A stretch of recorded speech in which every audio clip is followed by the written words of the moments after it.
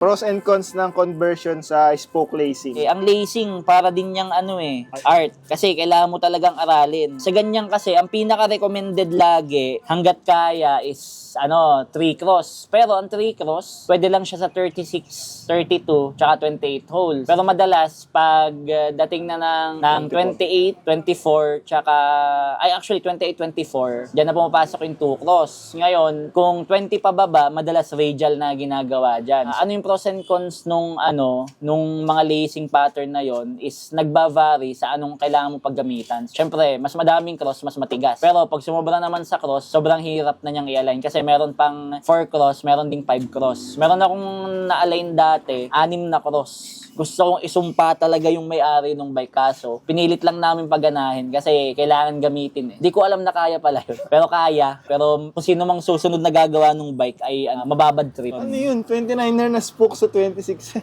Road bike, tapos parang, kasi meron parang 335, 340 ata na spokes. Yun yung nakakabit. Oo, Tapos high plunge lahat. Tapos malalim, yung rim ay parang 30mm, kaya yun. Ang putik, di rin ako, babad trip talaga ako, yung nakita ko. Kaso no choice eh. Pero pangit kasi yung yung may bakanting butas sa Yung sa ganon. rims tsaka sa hub. Hanggat kaya, wag. Pero kung walang budget, kailangan paganahin, tas sa road mo lang gagamitin, go.